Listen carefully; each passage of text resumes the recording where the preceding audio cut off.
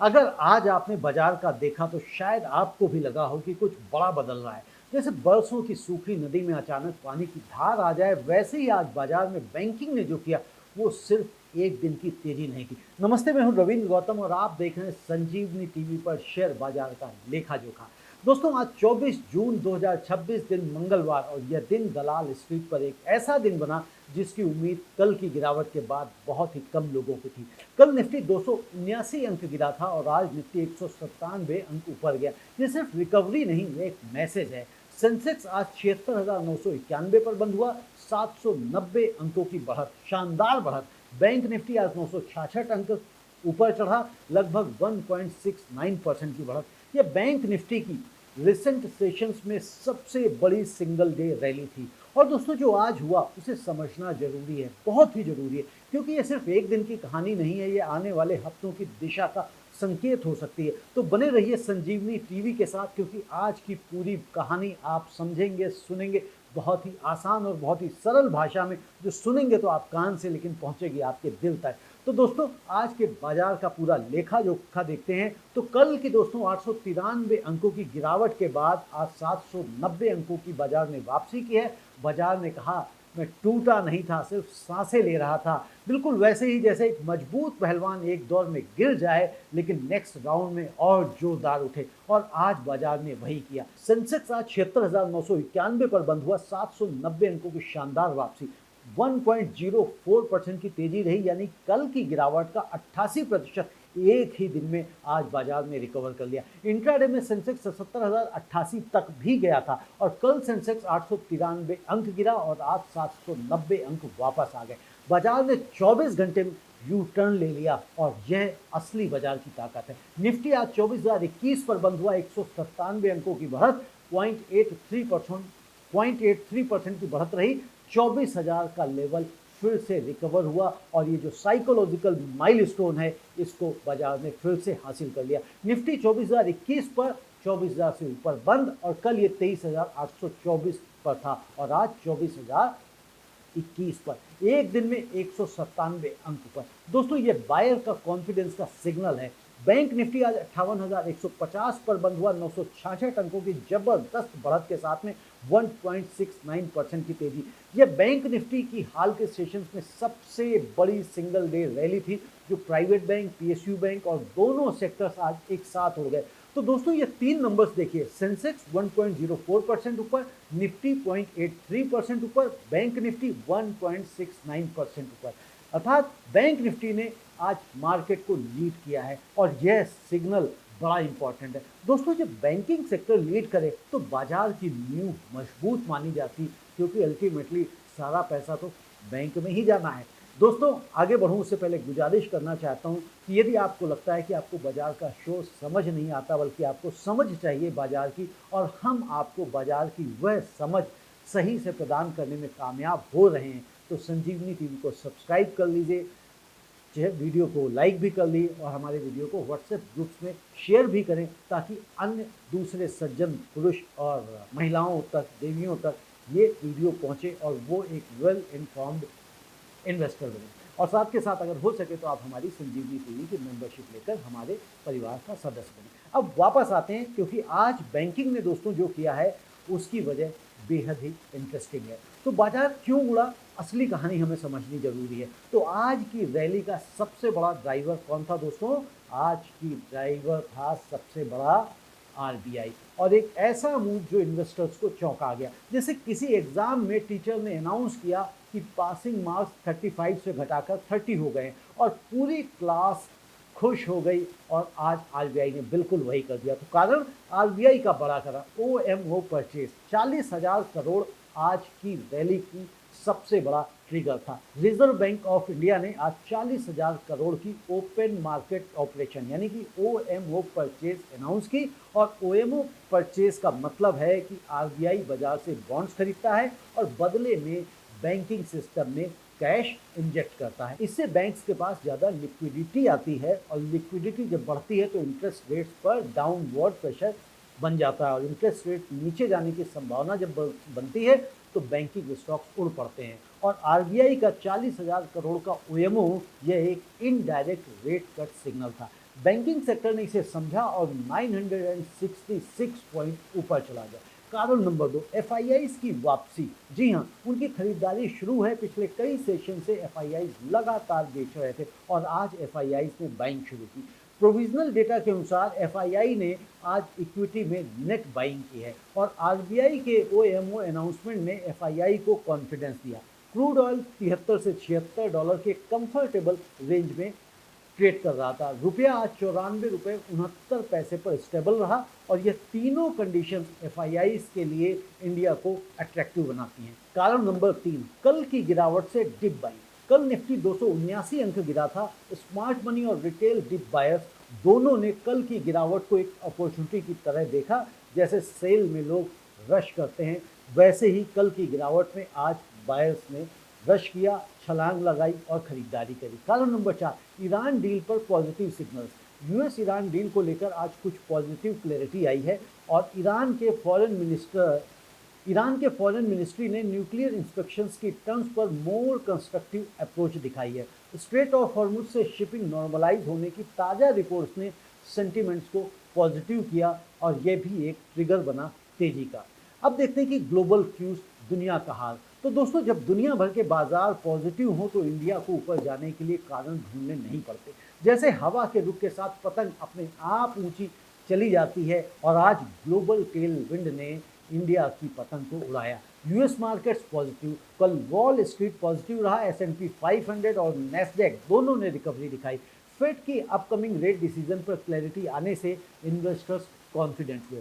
Take stocks में selective buying दिखाई दी। US Iran deal positive signals रहे और ईरान यूएस न्यूक्लियर डील पर प्रोग्रेस हो रही है। ईरान ने कुछ की कंडीशंस पर फ्लेक्सिबिलिटी दिखाई है और स्ट्रेट ऑफ हॉर्मुज से शिपिंग नॉर्मलाइज हो रही है और इसी कारण क्रूड ऑयल यानी कि WTI क्रूड $72.18 पर ट्रेड कर रहा था जब अभी मैंने रिकॉर्डिंग की है और ब्रेंट क्रूड $75.95 पर बैरल पर था। तो क्रूड का यह लेवल इंडिया के लिए very very very very comfortable zone में है और जब क्रूड के दाम दोस्तों घटते हैं तो इंडिया का इंपोर्ट बिल आरामदायक होता है, कंफर्टेबल जोन में चला जाता है और आरबीआई को टेंशन इससे कम होती है और रेट कट की उम्मीद बढ़ती है। एशियन मार्केट्स की बात करें तो मिक्स रहे, लेकिन इंडिया ने आज आउट परफॉर्म किया। जापान का निक्केई आज बिल्कुल फ्लैट रहा। साउथ कोरिया का कोस्पी कल के क्रैश के बाद थोड़ा सा आज रिकवर किया। चाइना के मार्केट्स आज मिक्स रहे और इंडिया ने आज एशियन मार्केट्स में आउट परफॉर्म किया है। आरबीआई का ओएमओ और डोमेस्टिक बाइंग यही एक बड़ा कारण था। अब बात करते हैं कि सेक्टर परफॉर्मेंस की, किसने क्या कमाल किया। तो आज आईटी और रियल्टी सेक्टर दोनों 2% से अधिक ऊपर रहे। बैंकिंग 1.85% ऊपर रहा और सिर्फ ऑटो और मेटल, आज दो सेक्टर ऐसे थे जो नीचे थे। बिल्कुल वैसे जैसे हिंदी पेपर में सबने अच्छे नंबर ले आए लेकिन मैथ और साइंस में 2 बच्चे फेल हो गए, आज बिल्कुल कुछ वैसा ही था। आईटी 27,566 पर बंद हुआ। आईटी सेक्टर आज का स्टार रहा, 2.05% ऊपर रहा। 554 अंकों की शानदार वापसी। कल आईटी 2.25% गिरा था और आज आईटी 2.05% ऊपर उठा। टेक महिंद्रा अडानी इंटरप्राइजेस ने आज लीड किया है। आईटी का यह बाउंस बताता है कि शॉर्ट टर्म सेलिंग एग्जॉस्ट हो चुकी है, अब लोग थक चुके हैं। आईटी कल 2.25% गिर रहा था और आज 2% उठ गया। यह स्विंग ट्रेडर्स के लिए नाइटमेयर है, लेकिन लॉन्ग टर्म इन्वेस्टर्स के लिए यही बताता है कि आईटी में quality still matters. Realty sector की बात करें तो 17 अंक ऊपर चढ़ा, 823 पर बंद हुआ। 2.17% की तेजी रही और यहाँ भी आरबीआई ने कमाल किया। आरबीआई की ओएमओ अनाउंसमेंट से रेट कट की उम्मीद जगी और जब रेट कट हुआ तो होम लोन की ईएमआई कम होगी और जब ईएमआई कम हो तो घर खरीदने की डिमांड बढ़ती है और जब डिमांड बढ़ेगी तो रियल्टी स्टॉक्स का ऊपर जाना तो बनता ही है। निफ्टी प्राइवेट बैंक की अगर हम बात करें तो 514 अंक ऊपर रहा, 28,276 पर बंद हुआ, 1.85% ऊपर रहा है। बैंक निफ्टी की 966 अंकों की रैली में प्राइवेट बैंक की अगुवाई साफ दिखाई दी, जिसमें HDFC bank, ICICI bank, axis bank सब पॉजिटिव रहे। पीएसयू बैंक की बात करें तो 0.43% ऊपर रहा, 37 अंक ऊपर बंद हुआ, 8,628 पर बंद हुआ। पीएसयू बैंक्स में भी पॉजिटिव रहा और यहाँ भी आरबीआई लिक्विडिटी इंजेक्ट करे तो पीएसयू बैंक्स को डायरेक्ट बेनिफिट मिलता है दोस्तों।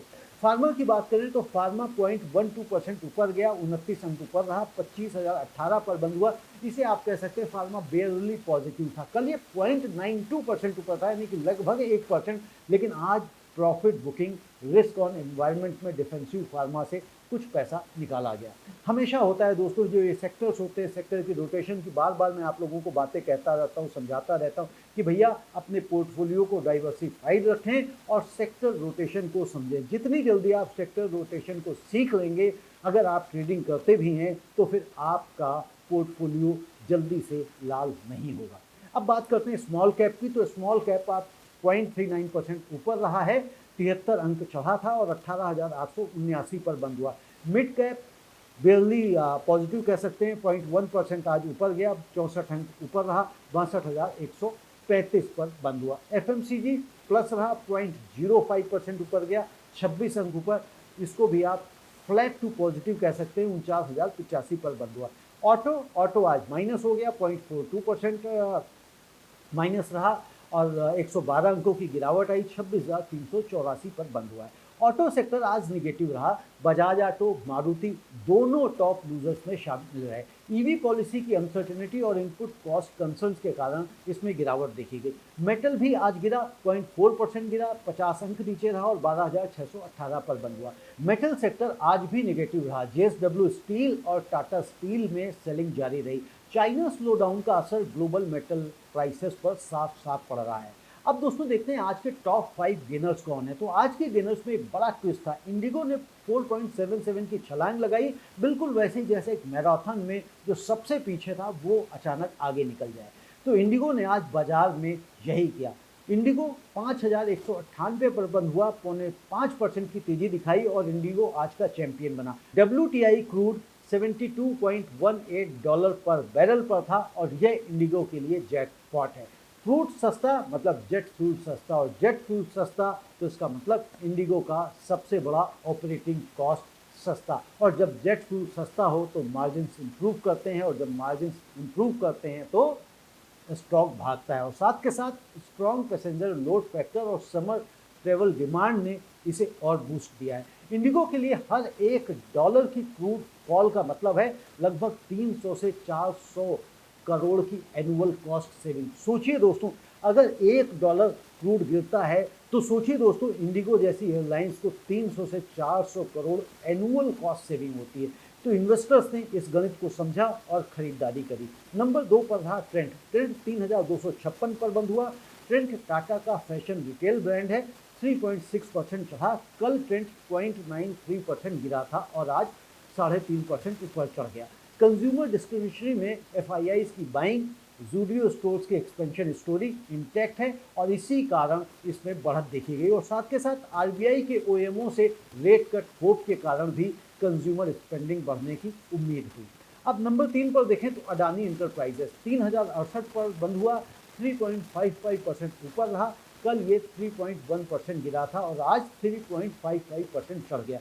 इंफ्रास्ट्रक्चर स्टॉक्स में रिकवरी ईरान डील प्रोग्रेस से आई है और हॉर्मुज शिपिंग नॉर्मलाइज होने से अडानी पोर्ट्स को डायरेक्ट बेनिफिट है। ग्रुप के airport, energy sector, ports businesses में पॉजिटिव आउटलुक साफ दिखाई दिया। नंबर 4 पर रहा टेक महिंद्रा, 1461 पर बंद हुआ, 3.25% की तेजी। IT सेक्टर की आज की रिकवरी में टेक महिंद्रा सबसे आगे था, लीड कर रहा था। AI सर्विसेज और टेलीकॉम सेक्टर में IT स्पेंडिंग में सेलेक्टिव रिवाइवल के कारण ये रैली आपको देखने को मिली। नंबर 5 पर रहा बजाज फिनांस, 990 पर बंद हुआ, 2.87% की तेजी रही और कारण इसका भी RBI ही रहा। यानी कि अगर आप ओवरऑल मार्केट आज देखेंगे तो RBI के इस OMO के कारण मार्केट में तेजी दिखाई दी। RBI का OMO का मतलब है रेट कट एक्सपेक्टेशन, और रेट कट एक्सपेक्टेशन का मतलब है कि NBFC सेक्टर को डायरेक्ट बेनिफिट।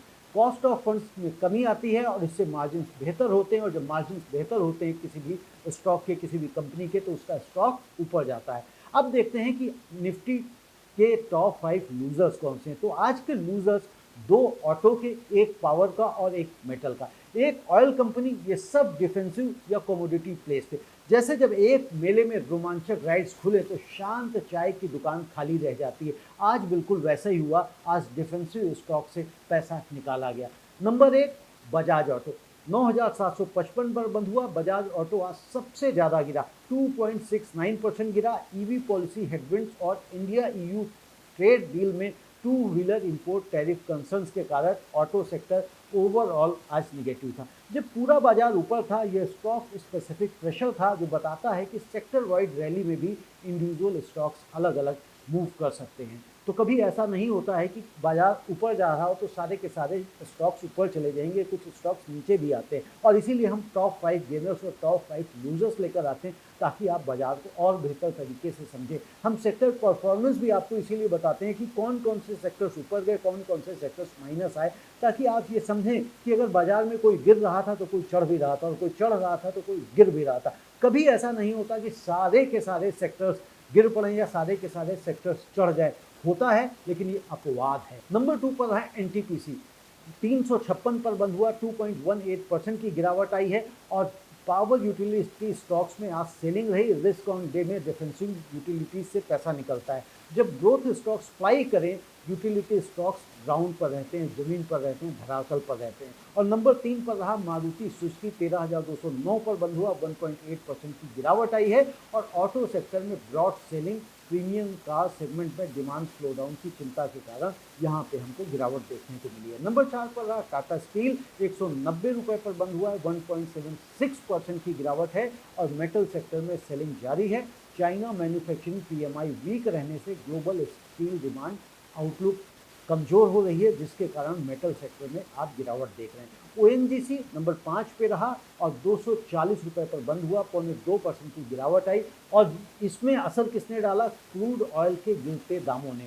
ओएनजीसी के लिए बैड न्यूज होती है जब क्रूड के दाम गिरे। क्रूड सस्ता होने का मतलब है ओएनजीसी की रेवेन्यू कम, और ये ओएनजीसी का इनवर्स रिलेशनशिप है क्रूड के साथ। अब देखते हैं दोस्तों advance decline ratio, 1735 versus 1566 positive. कल का 1020 वर्सेस 2280 नेगेटिव बदलकर आज ये पॉजिटिव हो गया। ये बिल्कुल वैसे ही है जैसे एक शादी में पहले सिर्फ 5 लोग नाच रहे हों और अगले दिन 1735 लोग नाचने लग जाएं उठ के, बिल्कुल माहौल बदल गया हो। तो बिल्कुल आज ऐसा ही माहौल बदला, यानी कि एडवांस शेयर्स रहे 1735, यानी कि एडवांस शेयर्स रहे 1735, डिक्लाइन रहे 1566 और अनचेंज यानी कि जिनमें कोई बदलाव नहीं रहा 95। तो एडवांस वर्सेस डिक्लाइन रेशियो जो बना वो 1.1121 पॉजिटिव। यह ब्रेथ रिवर्सल का एक बड़ा सिग्नल है। हालांकि रेशियो 1.11:1 मॉडेस्ट है, यानी रिकवरी ब्रॉड बेस्ड थी लेकिन एग्रेसिव नहीं थी। आईटी और बैंकिंग की बड़ी रैली ने इंडेक्स को ऊपर खींचा है, लेकिन स्मॉलर स्टॉक्स में उतनी एग्रेसिव बाइंग नहीं थी। यह एक हेल्दी रिकवरी का साइन है। अब दोस्तों आज के लेखा जोखा का सबसे जरूरी सेगमेंट कि कल बाजार कैसा रहेगा। आज का लेखा जोखा तो समझ लिया कि बाजार में क्या हुआ, क्यों हुआ। अब कल क्या होगा तो उसके लिए समझिए तो 3 सिनारियोज हैं कल के बाजार के लिए। पहला बुलिश, दूसरा न्यूट्रल और तीसरा बियरिश। आज की रैली के बाद कौन सा ज्यादा लाइकली है? बिल्कुल इसको वैसे ही समझते हैं जैसे वेदर फोरकास्ट में सनी, पार्टली क्लाउडी और स्टॉर्मी 3 पॉसिबिलिटीज होती हैं, वैसे ही कल के बाजार के लिए हम ये 3 पॉसिबिलिटीज को देखते हैं। तो बुलिश सिनेरियो, निफ्टी अगर 24,300 पॉसिबल है अगर आरबीआई ओएमओ की फर्दर क्लैरिटी आई। ईरान डील में और पॉजिटिव न्यूज, एफआईआईज की बाइंग कंटिन्यू रही और आईटी स्टॉक्स स्टेबलाइज हुए तो निफ्टी कल 24,200 को भी पार कर सकता है और फिर 24,300 को टेस्ट कर सकता है। RBI OMO plus Iran deal clarity plus FII buying is equal to 24,300 की तरफ निफ्टी दौड़ता हुआ भाग सकता है। ये बुलिश सिनारियो है और आज की रैली के बाद ये मोस्ट लाइकली है। न्यूट्रल सिनारियो देखें तो कंसोलिडेशन 23,900 से 24,100। अगर ग्लोबल मार्केट्स फ्लैट रहे, ईरान डील पर कोई नई न्यूज नहीं आई, एफआईआई बाइंग पॉज हुई तो निफ्टी 23,900 से 24,100 की रेंज में कंसोलिडेट करेगा। अब तीसरा सिनारियो देखिए, बियरिश सिनारियो, निफ्टी 23,700 का टेस्ट। अगर आईटी में सेलिंग फिर से शुरू हुई, ईरान डील में निगेटिव सरप्राइज न्यूज आई, कोई ग्लोबल मार्केट्स में फ्रेश सेल ऑफ आया, कोई मॉनसून डेटा यदि और बुरा आया तो निफ्टी 23,700 से 23,800 का टेस्ट पॉसिबल है। लेकिन 23,645 bullish gap zone strong support है, तो इसको आप समझ कर चलना है। अब दोस्तों देखते हैं निफ्टी के की लेवल्स क्या हैं। और निफ्टी 24,021 पर है और अब 25,000 यहाँ से कितनी दूर है और किन सिनारियों पर निफ्टी 25,000 पहुंचेगा। जैसे मैराथन में 38 किलोमीटर पर पहुंचो और 42 किलोमीटर की फिनिश लाइन दिखने लगती है, तो निफ्टी 24,000 पर है और 25,000 हमको साफ दिखाई दे रहा है कि बस अब पहुंचा तो कब पहुंचा, लेकिन कैसे पहुंचेगा ये हमें देखना पड़ेगा। निफ्टी 50 के अगर आप की लेवल्स अगर आप देखें तो सपोर्ट अगर आप देखेंगे तो पहला सपोर्ट 23,818 पर है। बुलिश गैप जोन यहाँ से शुरू होता है और स्टार्टिंग सपोर्ट जो है 23,645 पर है। यहाँ पे बुलिश गैप जोन एंड होता है और क्रिटिकल सपोर्ट कहाँ पर है 23,500 पर। रेजिस्टेंस की अगर मैं बात करूँ तो 24,200 और उसके ऊपर फिर निफ्टी यहाँ से निकलेगा भागेगा तो फिर 24,454 पर स्ट्रॉन्ग रेजिस्टेंस जोन है और जब इसके ऊपर निकलेगा तो फिर हो सकता है संभावना 24,800 भी जाएगा, लेकिन हम उसको बाद में देखेंगे। दोस्तों 23,818 से 23,645 यह दोस्तों जब तक है यहाँ पर निफ्टी ये बुलिश गैप जोन है। जब तक निफ्टी यहाँ के इस रेंज के ऊपर है तो आप ये समझ के चलिए निफ्टी का ट्रेंड पॉजिटिव है। अगर यह रेंज टूटा यानी कि निफ्टी 23,645 से नीचे गई तो फिर हम 23,500 की बात भी करेंगे। अब बैंक निफ्टी की बात करें तो बैंक निफ्टी का जो सपोर्ट है वो 57,500 पर है और उसके नीचे 57,000, रेजिस्टेंस लेवल 58,500 और उसके ऊपर 59,000 और जो स्ट्रॉन्ग रेजिस्टेंस है वो 59,500 का है। सेंसेक्स की अगर मैं बात करूं तो सपोर्ट 76,500 पर है और उसके नीचे 76,000, रेजिस्टेंस 77,500 और नेक्स्ट रेजिस्टेंस है 78,000 का। अब सवाल है दोस्तों आपका मेरा सबका, क्या निफ्टी 25,000 तक जाएगा? तो मैं दोस्तों हमेशा कहता हूँ जाएगा जाएगा जाएगा, जरूर जाएगा, पॉसिबल है, आज नहीं तो कल जाएगा। लेकिन हम ये देखते हैं कि जाएगा तो कैसे जाएगा, कौन सी सीढ़ी का इस्तेमाल करेगा, लिफ्ट से जाएगा, सीढ़ियां चढ़ के जाएगा या उड़ के जाएगा। तो दोस्तों आज निफ्टी 24,021 पर है, 25,000 से बिल्कुल 979 अंक दूर, यानी कि अगर हम परसेंटेज में देखें तो 4% ऊपर है। 4% ऊपर जाना है। आप कह रहे हैं रोज 1% ऊपर चढ़ जाए तो 4 दिन में जा सकता है, बहुत अच्छी बात है, चला जाएगा, 25,000 हो जाएगा, लेकिन इसको समझते इतना आसान नहीं होता है, क्योंकि एक दिन में अगर 1.5% चढ़ गया तो दूसरे दिन गिर भी जाता है। 2 दिन में चढ़ गया, जैसे पीछे आपने देखा 5 दिन लगातार रैली रही, लेकिन फिर एक दिन गिर गया तो मार्केट कंसोलिडेट भी करता है। तो हम निफ्टी 25,000 जाएगा तो उसके लिए सिनारियोज को देखते हैं। तो पहला सिनारियो अगर हम देखते हैं कि स्ट्रॉन्ग अर्निंग्स आ जाए, ईरान डील बढ़िया हो जाए, फाइनल हो जाए, ये मतलब बेस केस लेकर चलते हैं और बेस केस यहाँ पे 2 से 3 महीनों का, यानी कि Q1 के नतीजे फाइनेंशियल ईयर 26-27 के स्ट्रॉन्ग आ जाए, आईटी बैंकिंग लीड करे, ईरान डील परमानेंटली सेटल हो जाए, कोई उसमें इफ बट नो ना रह जाए और क्रूड ऑयल 65 से $70 पर आ जाए और आरबीआई भी अपने अगस्त में रेट कट दे दे और एफआईआई की बाइंग भी आने लग जाए, यानी कि 5,000 से 10,000 करोड़ पर मंथ की वो बाइंग शुरू कर दी। तो निफ्टी अगले 2 से 3 महीनों में बहुत ही आराम से 25,000 चला जाएगा।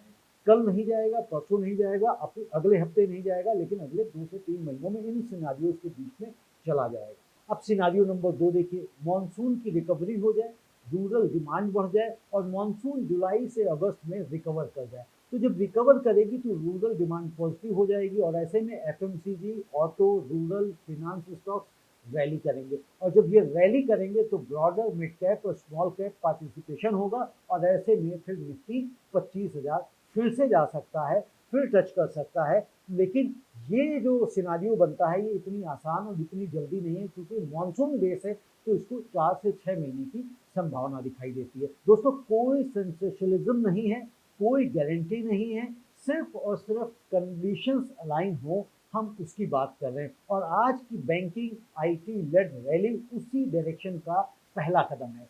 दोस्तों अब आज की उस जरूरी सेगमेंट की बात कि आज के बाजार से हमको क्या सीख मिलती है, क्या लेसन मिलता है, क्या सीखने को मिलता है, क्या सबक मिलता है। तो दोस्तों आज के बाजार से इन्वेस्टर्स के लिए जो सबक मिलता है वो आप ये देखिए कि जो कल का डर था आज वो अपॉर्चुनिटी बन गया। बिल्कुल वैसे ही जैसे किसान बीज बोने के बाद रोज उसे खोद कर देखने नहीं जाता कि भैया कितने बढ़ गए हो, अंकुरित हुए हो या नहीं हुए हो, और इन्वेस्टिंग में भी यही डिसिप्लिन चाहिए।